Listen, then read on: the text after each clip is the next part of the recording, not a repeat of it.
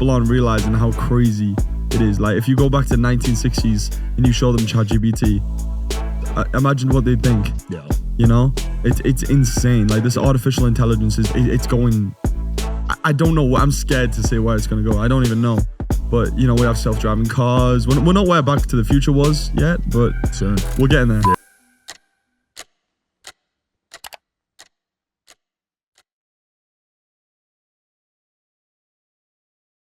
All right, guys, we got Mackenzie Sol, been making a name for himself out here in Vegas. How's it going, man? It's going well. Thank you for having me on the show, dude. Yeah. Big fun. Yeah, you've been crushing. You've been crushing. Bro, Formed with Shin Lim, all these big shows. Congrats. Yeah, dude, it's just crazy, man. Coming from such a small place in the UK to living out here in Vegas, doing this, that, the other. It's pretty wild. Yeah, you said you grew up in a 1,000 square foot home in UK. Yeah, bro. We didn't really have anything back home. I had working class parents. You know, we didn't really come from anything, and we just did our best to just keep rising. That's nuts. We're still not where we want to be, but that's life, bro. You know, you just got to keep going up and up and up and up. That's the goal. Yeah. So you had really high expectations when you were a kid on where you wanted to be? 100%, dude. I always wanted to be a music artist and, you know, performer, social media, all that thing. That's always been who I've wanted to be. Respect. And that's a tough space to crack, though. All right. 100%, bro. Like kids at school and stuff. Like no one liked me when I was at school. I got bullied my whole life in school. Oh, yeah.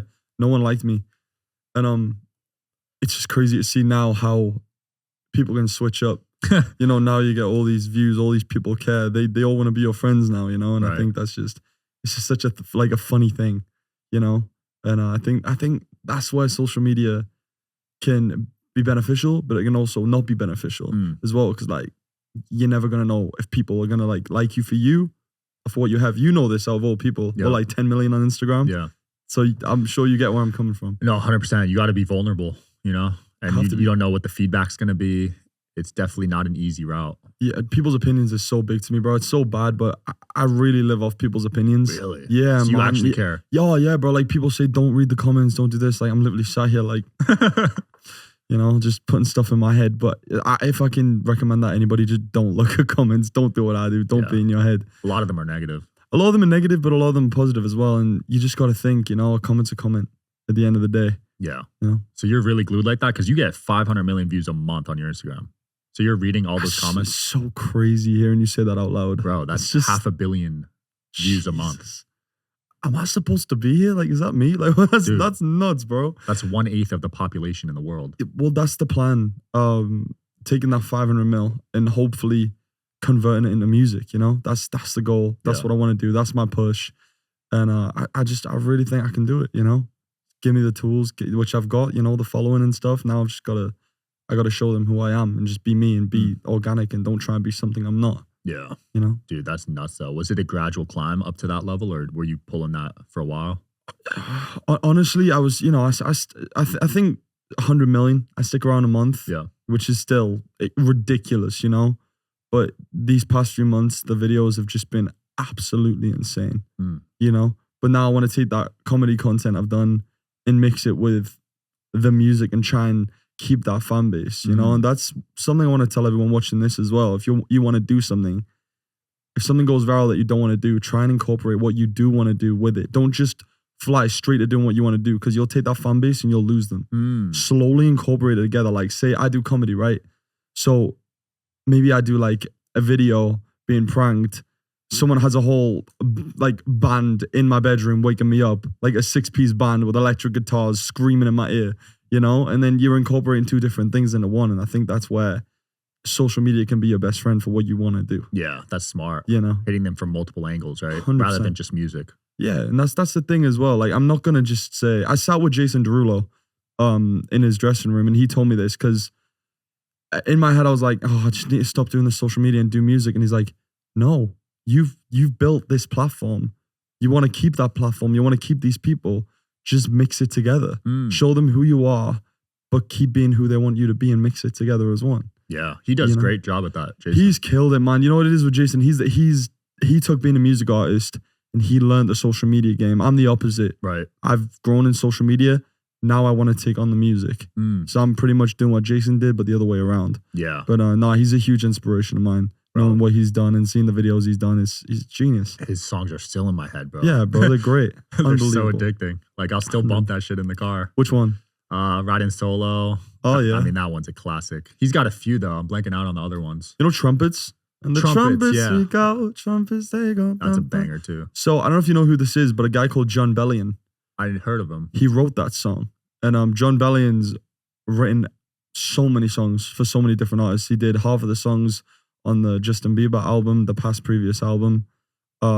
He's written so many bangers. So when you get home, have a look, because he's a legend. He had that song, I'm at an all-time low, low, low, low. That's him. That's a good one, but too. He's so much more than people know what he is.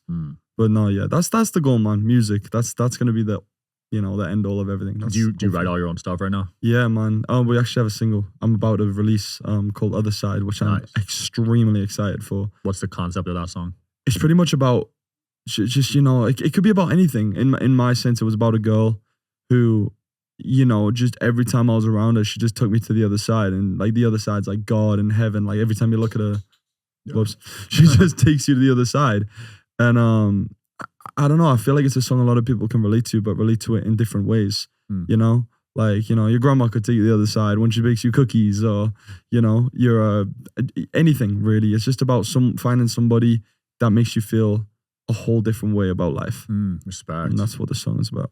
Do you feel like the music industry's changed a lot recently? Because I was watching Adam 22 interview someone, and he said it's changed a lot in the past few years. 100% it has, and that's what's so sad about this industry, in my opinion, is I'm not gonna call people out, but labels and all these people, they don't really care about the talent anymore. Yeah, and I'm not saying this about me. I'm saying this about, there's probably 100 people in the Philippines, for example, that have the best vocals you've ever heard in your life. They'll never be seen. You know why? They don't have 100 million impressions on Instagram. And that's where the money is now. You have to have this following. You have to. The Tri-Light from Therisage is no joke. Medical grade red and near infrared light with 3 frequencies per light. Deep healing, real results, and totally portable. It's legit. Photo biomodulation tech in a flexible on-body panel. This is the Tri-Light from Therisage, and it's next level red light therapy. It's got 118 high-powered polychromatic lights, each delivering 3 healing frequencies, red and near infrared, from 580 to 980 nanometers. It's sleek, portable, and honestly, I don't go anywhere without it. You have this amount of likes, you have to have this amount of fan base. And back in Motown Records, back in the day, it wasn't like that. It was strictly about the talent.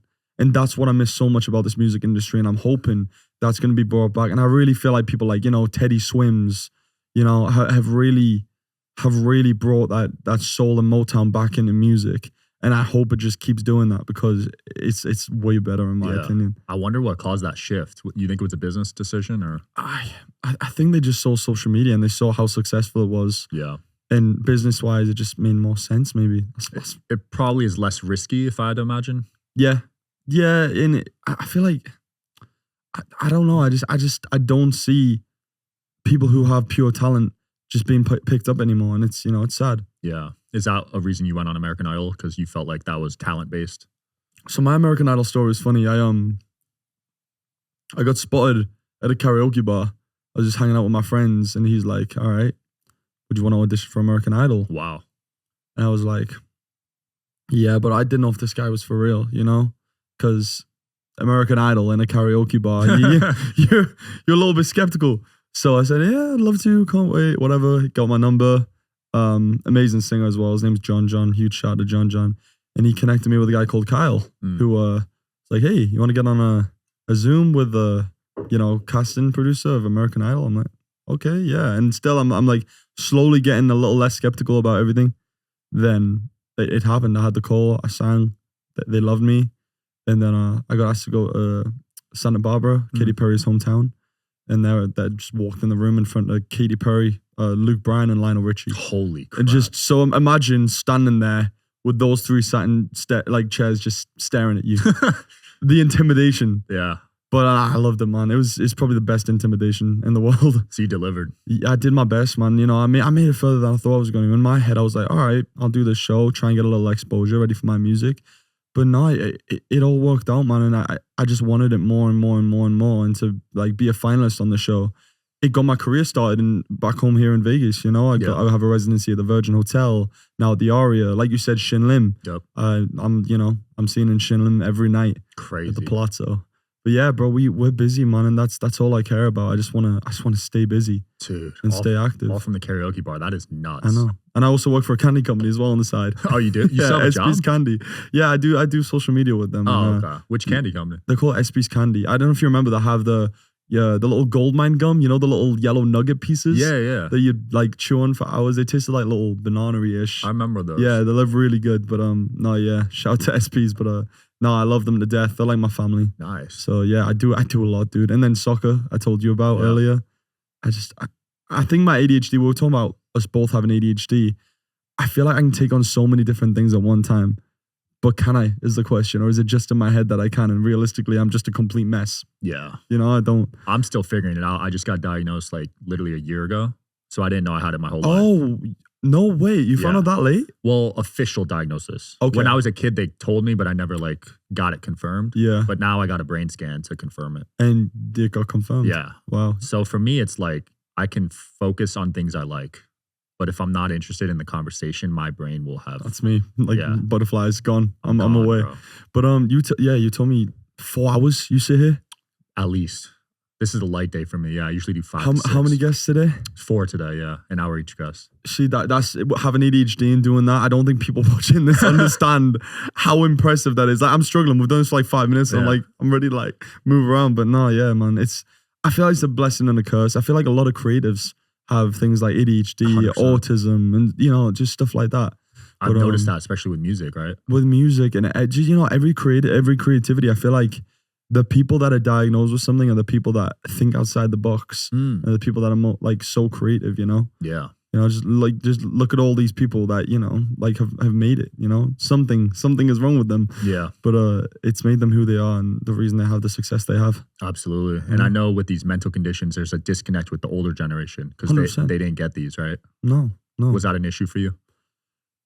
With your parents or with your people that were older than you? No, not really. I wouldn't say so. No. I don't know. How about you? My mom, I mean, I guess it's hard to believe, right? Yeah. I have anxiety. Like, I definitely have anxiety. And their generation never got taught that word. No. So from their point of view, I get it, That's another thing as well. I feel like this generation just I feel like it's just changed so much. Not just the music industry. I feel like life in general has changed so much with this new generation. But like, I think I'm part of it. Am I part of Gen Z? Born in 2000. I am. Yeah. Yeah, you're Gen Z. Yeah. I'm a millennial. You're millennial. Right. Yeah, but it's just like everything's changed, doesn't it? Dude. And I think it's just going to keep changing. Attention spans are dropping. Dating's getting harder. Friendships. Don't get me started on that. Friendships are getting harder to maintain. 100%. A lot of people base their identity on either followers or money these days, or both. I'm guilty of that too. But look at what you've done though. Do you ever look around and just be like, shit, like, damn, I did this. Certain episodes, yes. Yeah. Why certain episodes? Like if the guest is huge, I'm like, what the fuck? I grew up watching Howie Mandel on Deal or No Deal. Or, yeah, so Howie as well. Yeah, I grew up watching this guy, this athlete playing basketball. It's like, damn. And you're just looking, you're like, oh my God, these guys, like, you just have that realization moment, like they're on my podcast. It is nuts. That's insane. Yeah, but you can't get caught up in the ego. No, dude, that's the thing. My mom's my best friend, bro, and she'll never, ever, ever let me get an ego, no matter what, man. That's good. Like we were talking about having 500 million impressions on Instagram. She's like, all right, whatever. just to keep me grounded, and I appreciate it, because it's helping me just always stay grounded and always be grateful for what I have, and I think that's the most important thing. I've got a lot of friends that have, or people that I know or heard of that have ruined their career because of ego. Yeah. Yes, it's tough though, isn't it? Like, I still don't think I'm at the highest of highs, and I don't know where the highest of highs will take me. I pray to God, and I don't think I'll have an ego, but you never know, you don't know what people are going through. Mm-hmm. And I remember I was doing a little podcast, and Justin Bieber, I don't know if you remember the whole paparazzi incidents. Yeah, I do. I had an argument. I was like, I bet he's doing this to promote something. I bet something's about to happen. And then look what happened 2 weeks later. He released Swag, the album. Wow. So you never know what someone's doing to promote or whatever. So Kanye's a master of that too. Kanye is a master, yeah, dude. But there's a lot of controversy on Kanye, but as a businessman, he's just a genius, isn't he? One of the best I've seen in business. Yeah, man. He's just so intelligent. Another person who's actually a friend of mine who I see the same, well, not as Kanye, but the same kind of success as Jojo Siwa. Start off with the bowls. People thought she was annoying voice, couldn't stand her. she had the mindset of a 35-year-old businesswoman, you know? And she was like probably the most genius girl I've ever seen. Yeah, she built a huge brand off it. Insane. You know, and then she did the switch up, the whole Miley Cyrus thing, and it worked. People followed, people cared, and I haven't seen anybody else do that in this generation like she has. Yeah. You know? And that's why I respect JoJo so much. People need to give credit on stuff like that, even if you dislike them personally. Mm-hmm. When they create campaigns like that, it's not easy. No, 100%. 100%. It's just, I don't know, like, how you do a whole life like that, you know? And that's what's so impressive is taking your life and just building it into an empire. Yeah. It's incredible. Yeah, it is interesting. People are so out there with their lives too. Yeah, I'd say so. I'd say I guess I am as well, you know, but I'm still working towards getting where I want to be, man. Yeah. You know, my impressions and all that stuff, it's great, but, you know, yeah, I told you what the goal is. That's where we want to get to. We want to get to, you know, selling shows out, people enjoying the music. That's going to be the goal. Filling stadiums. 100%. That's the end goal. Obviously, that's the end of goal. Yeah. Right now, even a 50 cap venue would make me happy. Yeah. You know? But no, yeah, man. I just want to show people what I'm meant to be doing. Nice. And why do you think you want those big stadiums? Like, do you think it's some childhood dream, or? I think anyone who's dreamed of being an artist or even wants to be an artist, that their end dream is obviously to fill out Madison Square Garden. Right. I think that's definitely one of the OGs. For me, it's Wembley because, you know, it's the UK. It's like, actually, it's not. My home stadium in the UK, Stadium of Light, my team Sunderland play. I don't know if you follow football, soccer. Heard of it.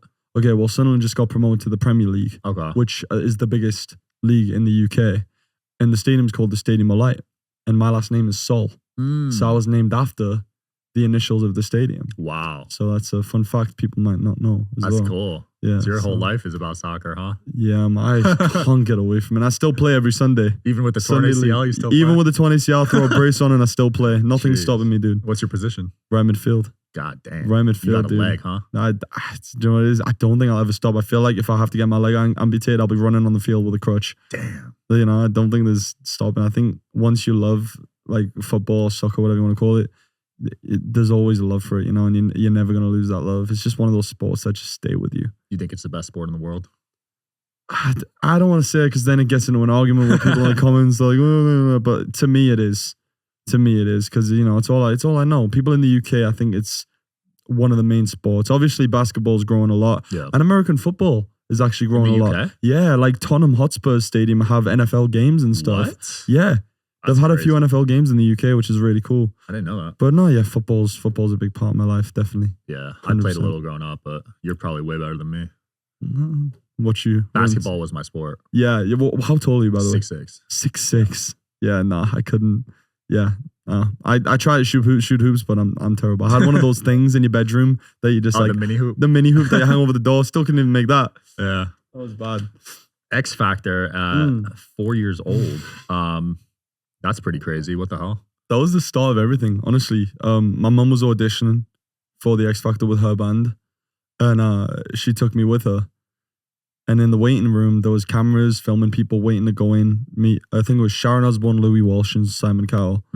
And she went in the room, and I was just waiting. And apparently, I was singing. I don't really remember it fully, but I was singing and dancing around the room. And the camera spotted me, and they said to my mum, "Would you mind if we get him in there to do an audition, but not, you know, legally audition to be in the show, but just for TV purposes?" And it went viral. Just recently went viral again. And that was kind of the start of everything, really, man. And then after that, you know, I took on musical theater classes, singing everywhere, going to as many gigs as I could with my parents. And that was just the start of everything, really, you know. So you grew up in a household just in a very musical environment. You couldn't go anywhere when there wasn't music going around because my mum and my dad, they're both singers. Wow. So it was kind of like, I hate when people say they were born with something. I always use this phrase. I hate when people are like, "Oh, I was just born with it." But I genuinely think I was just born into it. That was just what I wanted to do. Yeah. You know? Were they kind of guiding you, pressuring you, or were you just all about it? No, they would never pressure me. I think if I wanted to be like, even like, I don't know, like doctor or something. I don't know what I could be with that brain, but they'd support anything I wanted to do. But I think music was just everything to me, you know, and it just always has been. That's cool. I think it always will be. That's awesome. As well. Did you watch Happy Gilmore 2 yet? Yes, I have. I think I've watched. I'm on 7 times now. You watched it 7 times? I'm on 7 times. Why do you watch it so many times? I'm obsessed with it. Wow. I almost know every single line. I don't know. So many people had so many different things to say about it too. I honestly thought it was better than the first. If you're a diehard Happy Gilmore fan, you'll understand every reference. People thought remember the Maxi Golf?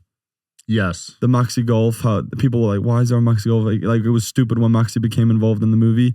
It's mimicking Live Golf. Oh, wow. That's what it was. That was the joke. Wow. PGA versus Live. That's what Maxi was. And that's why it was so funny. Holy crap. And that's why, people who are golf fans and, Happy Gilmore fans, they got it. But I don't know. Cameos were great. I think, Bad Bunny stole the movie. He did well. I thought he was unbelievable. Even the golfers, man, every golfer was hilarious. Yeah. I thought they were great. Who was your favorite? I'm curious who your favorite character was. Oh, it might be Bad Bunny. He killed it. I didn't even know that was him at first. Yeah. Eminem was funny, but yeah. He was great. Yeah, Bad Bunny crushed it. Bad Bunny killed. I got to give it to him because Adam's always going to deliver, so I can't just say him. No, he's Adam Sandler, Yeah. But even his kids killed it as well. I think for their first time, yeah. Yeah, now they're getting older. Well, they've been in movies before, but just little quick cameos. I think that's one of the longest Happy Madison, movies they've done, but they both killed it. Yeah. I think the more they get older, the better they're going to become as, actresses as well because they killed. I love how he always involves Cameron Boyce. Yep. I don't know if you saw the golf scene. He was on the TV. Yep. In the corner. He'll always have something in his heart for Cameron. I absolutely love that about Adam as well. He throws all his boys in there. He throws it's just a friend group. Like Grown Up, I think Grown Up's obviously one of the best. Grown Ups 2 was unreal. But that's another thing. He doesn't care the way he walks around, like how much money he makes. He could be walking around in Versace, like Louis Vuitton bags. But bro shows up like he's like they're just walking into McDonald's. You know what I mean? Like he doesn't care. Yeah, bro. I saw the budget for that movie. He's making a lot. What was the budget? $275. Shut up. And I feel like there wasn't that much editing in that movie. No, there wasn't. They probably made a lot off it. I love the color grade though. The color grade was so vibrant and just in your face. I love that. But $275 million for one movie. He probably does a couple a year, honestly. Oh my god. Because he's got a big deal with Netflix. Jesus Christ. Yeah. So he's eating. We might have to get into acting, bro. Yeah, shit. We're doing the wrong thing. Oh my god. Well, yeah.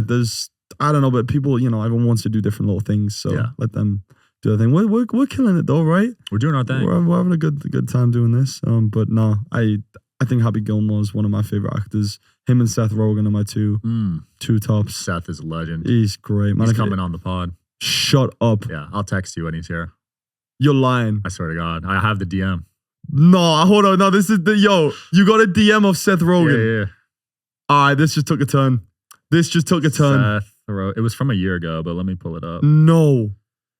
Wait, are you? Shut up. He's coming. He's coming on the podcast. That was in March 24, so I got to follow up. But he said, "Yo, I have nothing to talk to or promote at the moment, but I'd love to come on later in the year." So I definitely got to follow up. Oh my god. Legend, right? I'm gonna cry. You are the luckiest. No, like that, dude. Like I love Adam, but Seth is right. Yeah, Seth is. Dude, I know every film of his, every line. What's your favorite Seth Rogen film?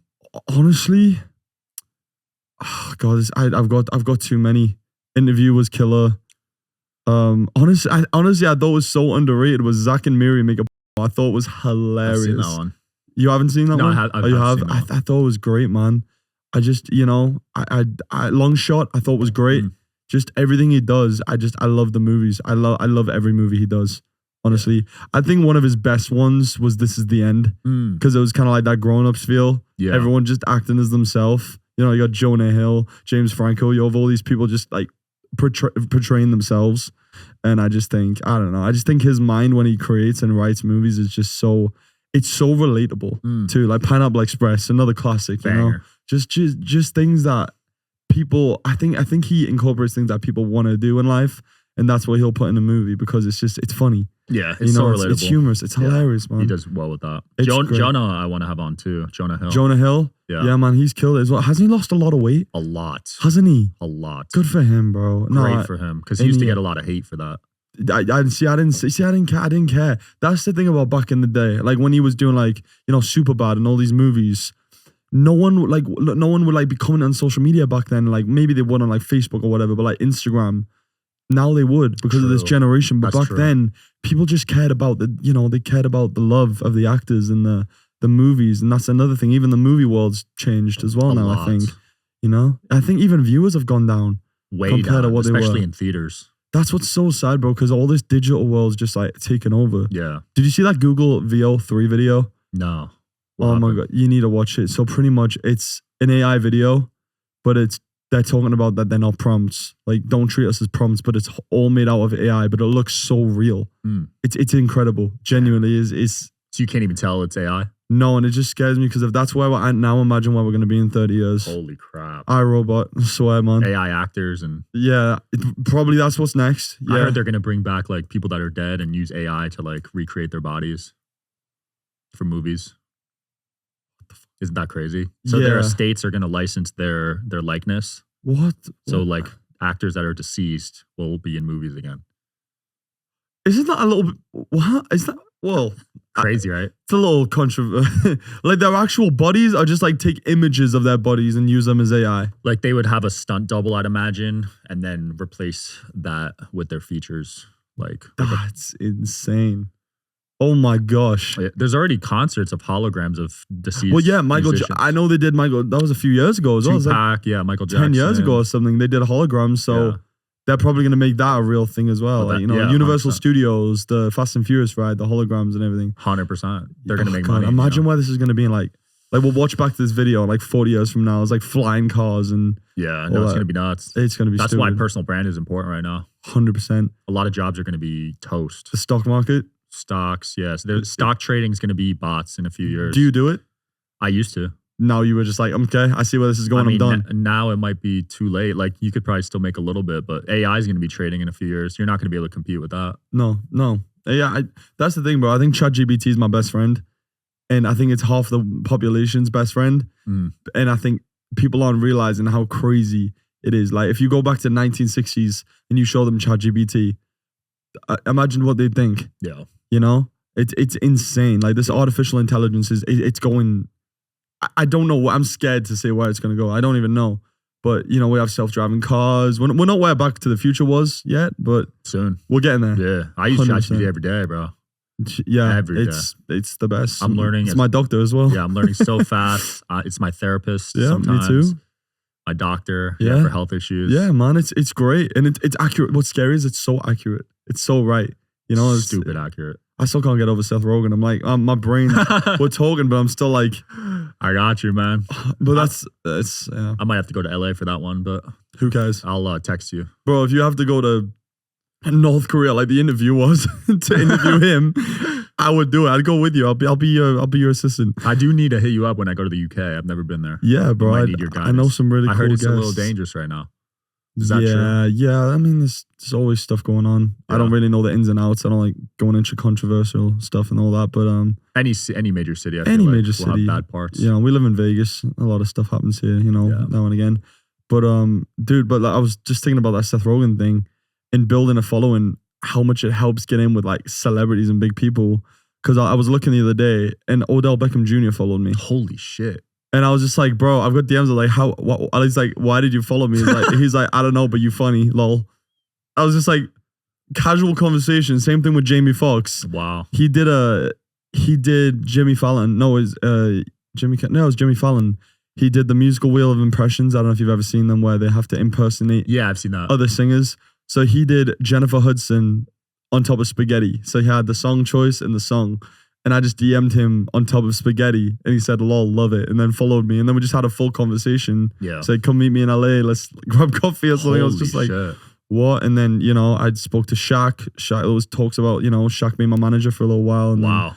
Everyone just got busy. And it's just crazy. Yeah. And I'm not trying to name drop. I'm just saying when you have a social media following, it helps so much with so many different things. It opens so many doors. It opens doors. And that's what's sad, bro. Because like I said earlier, there's so many talented people that deserve that that just don't have the chance. And that's what I'm going to try and do with my following and with what I do with Not That Famous, my brand and stuff is just help people. Mm-hmm. And that's going to be my goal. So people that want to grow their following, like just do what I do and hop over the hurdles I didn't have the help hopping over. That's what I want to do. I want to help them. Yeah. You know, and figure out the right decisions to make, the right deals to sign, and just not. Because I got fucked really bad, dude. When I lived in LA, I went through hell and back. Honestly, I don't know if I'm allowed to swear. So yeah, you can. Oh yeah, I got fucked in LA. By a label or what happened? You know, not by a label, just like people saying they're gonna promise me the world and just help me do so many different things in this industry, and it was so many lies, bro, and it just got me and my mom in such a depression, and it just killed us. You know, like we barely had any money to survive. We were struggling, living in a studio apartment with a Murphy bed, bro. Me and my mom. Holy crap. 16 years old. Like we fight like cat and dogs. I love it to death, but we had so many arguments and fights.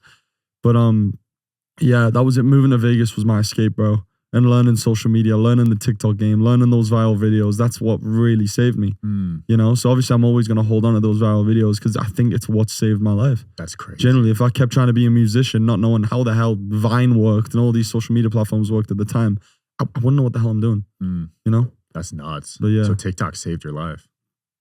Genuinely, yeah, in a way. Musically. It was Musically first. Oh, so you were on Musically. I was on Musically. Got it. Just walked up to a guy at VidCon. I'm sure you've been to VidCon. You heard of it. I need to go out to one of them. It's not the same anymore, dude. I heard that too. Yeah. Bro. Nothing's the same, bro. Social media, like, it's just, everything's just slowly dying, you know? Yeah. Even concerts, well, not concerts are still live with artists people like, but like, it just feels like everything's slowing down. It's getting harder to get views. It's harder especially to get on views. TikTok, dude. Yeah, TikTok's killing me right now. I don't know what. I used to pull tens of millions on TikTok. Yeah. Easy. They changed, and then I don't know, maybe algorithms change. I hate people that say they're shadow banned because it doesn't exist. It really doesn't. It just means you just got to change your content. Yeah. At the end of the day, that's what it means. But I've said it. I'm guilty. I'm like, I'm shadow banned. I've said it too. Yeah, and I side TikTok and I'm like, listen, we don't have a thing called shadow ban. It doesn't even exist unless you like break a guideline. We'll just take your account down. Yeah. But no, your account can't be shadow banned. I know for a fact though on YouTube you can be. You can be on YouTube? Yeah. Because I've searched my podcast episodes from different computers and it won't pop up. Maybe because of like, you know, Andrew Tate and like people who think so I know for sure on YouTube you can. Yeah. No, I love Andrew as well. I think he's great also. It's another, you know, he was just here a few months ago. Yeah, I know. Power Slap. I'm trying not to fanboy right now. I've seen a hell of people on this podcast. I'm just like, oh, cool. Yeah. Casually. Howie Mandel, that's cool. Yeah. Every day. I see him walking down the street. No, I don't. But you know what I mean? It's just so cool, man. Yeah, legends, bro. But like we said, the power of personal branding. Like I wouldn't have been able to do this if I didn't do the personal brand route. That's what you did. So was that what you did first? You created the brand? So I spent a lot of money on Facebook ads, built up the following. Yep. Went to conferences, in-person events, spent hundreds of thousands going to events, conferences, buying the best ticket to meet people face-to-face. Because you also need that. Where did you get the money from to start this off? E-commerce. Really? Yeah, dropshipping. That was my first business. Good for you, bro. Yeah. So back like 8 years ago, dropshipping was hot and it worked. That's now huge. It doesn't work. It's too saturated. Too many people are doing it. Too many people are doing it. Yeah.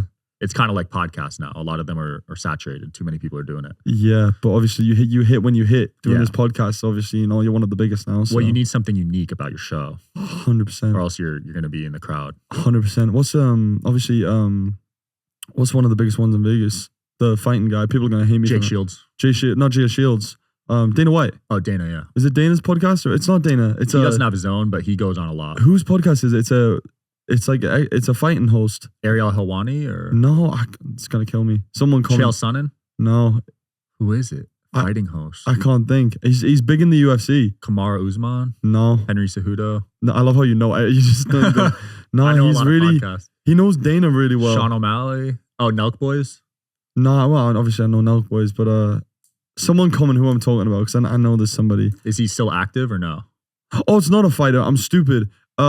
Theo Von. Oh, Theo, yeah. Yeah, Theo. He's in Nashville, yeah. Yeah, he's another one that killed it as well, you know? Yeah. You know, just stuff that people enjoy to watch, just like this, you know? Comedy shows are actually #1 in all the categories. Really? For pods, yeah. It's category then true crime, because girls love the true crime stuff. Ah, shit. And then I think it's like health and then business. Other business. That's cool. What would you consider this as? This is like business education, entertainment, I'd say. Entertainment. Yeah, it depends on the guest. Yeah. I wanted to ask you about one of my previous guests, Jack Doherty. What do you think about that kid?